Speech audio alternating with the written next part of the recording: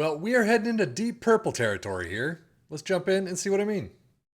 This tactic is called Deep Purple, based on Fiorentina. The description from the person who uploaded this says, with this tactic, I won the Serie A with Fiorentina in the first season without losing a single game, scoring 93 goals and conceding only 13. I've also won the Italian Super Cup, and I reached the Conference League final where I lost against Trabzonspor after winning 5-0 against teams like Chelsea and Real Betis. I played all the games of the season, so this is not what we're doing here, which is basically a holiday season. I am not doing any of this. There looks like there is an updated version with Mark Titer uploaded, but this is not the one I'm checking out. When asked, are there any opposition instructions that they suggest, the creator just basically said, I only use the opposition instructions that my assistant manager suggests before each game. So we're going to take a look at it, though, with our three teams of Liverpool and Aston Villa in the Premier League and our championship side of Ipswich Town. So with all that said, let's just dive in and see what happened. Well, not quite as nice of a run as Fiorentina had, but 87 points topping the list for Liverpool is not bad. 82 goals is a bit down from what we'd expect, though. But Aston Villa, 77 points is about average, 71 goals is a little less, but still third place. Domestic cups for Liverpool look pretty darn nice. Carabao Cup final, they got up against Chelsea, winning 2-1, and then they got to the FA Cup final, winning against Sheffield United 6-1. Ouch. And another fantastic run all the way to the Europa League final, 2-1 win over Brighton.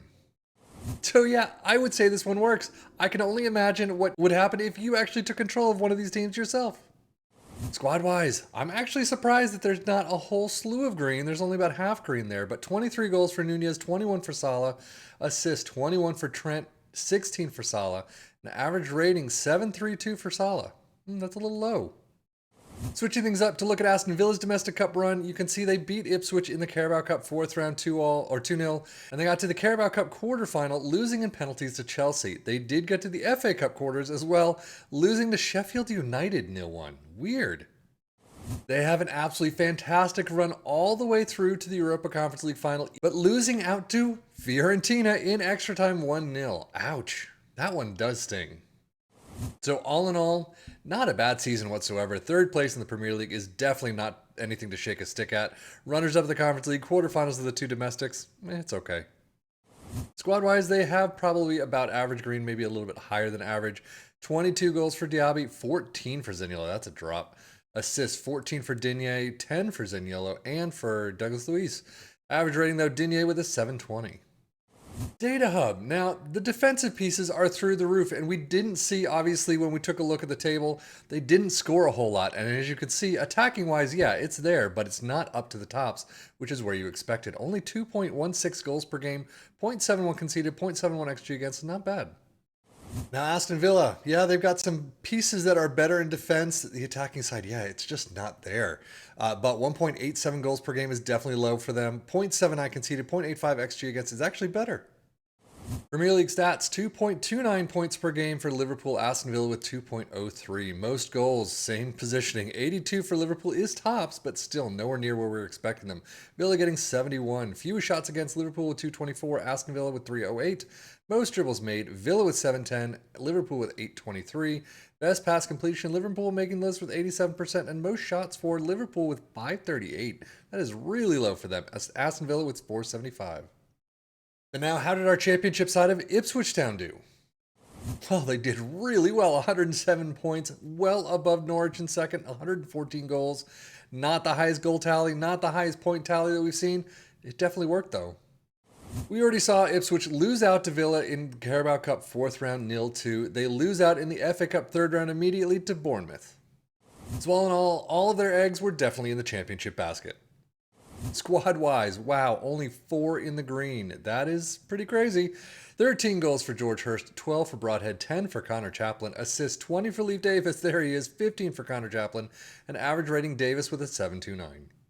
Championship stats, Ipswich in first with 2.33 points per game. Most goals, of course, in first with 114. Still, not the highest we've seen, though. Fewer shots against in first with 287. Most dribbles made in fourth with 844, and most shots for in fourth with 564. But let us take a look at the tactic itself. I don't think this was based off of Fiorentina. I think they just used Fiorentina. At least they didn't say anything except Deep Purple. So maybe they just wanted to use Fiorentina, call it Deep Purple because of Fiorentina colors and all that. So if you know anything about Fiorentina, let us know in the comments below if this was just named that way or if this is actually based off of a Fiorentina tactic. But we do start out with a sweeper keeper in defend, ball playing defenders in defend on the sides, and then one in cover in the back three. A wingback in attack on the right with a wingback in support on the left, two DMs in the center spots, in support, inside forwards, in support on both sides, advance forward in attack up front. It is a balanced mentality, in possession attacking with his narrow, approach plays pass into space, focus played on the left and the right, passing directness is shorter, tempo is higher, low crosses and run at defense. In transition, counter press, counter, distribute quickly and roll it out. And out of possession, a high press line engagement, a much higher defensive line, trigger press much more often, prevent short goalkeeper distribution, get stuck in, step up more, and invite crosses. So overall, how did it do for our three teams? I mean, not bad. Liverpool and Ipswich Town getting first. Ipswich coming in first by good margin. I mean, they did a fantastic job, no question. But again, we've seen better versions of this. We've seen better times that Ipswich has had, but a save could be different from another save from another save. I say it all the time. But again, you could also take control of this, play every match, do your own transfers, things like that, your own training, and you could do a much better job. So overall, I definitely think it's one to check out if you like that formation, if you have the players for this formation. But again, this is definitely a more defensive tactic than an all-out attacking tactic like the 4-2-4s that we've seen in the past. But, I mean, still 87 points, 77 points. It's about average for them. A little higher than for Liverpool. But I think overall, it's a good one to try. So if you tried it, let us know in the comments below how it worked for you. But otherwise, that is it for me, Savvy and FM, for the Football Manager blog channel, saying thank you as always for watching. Take care and enjoy.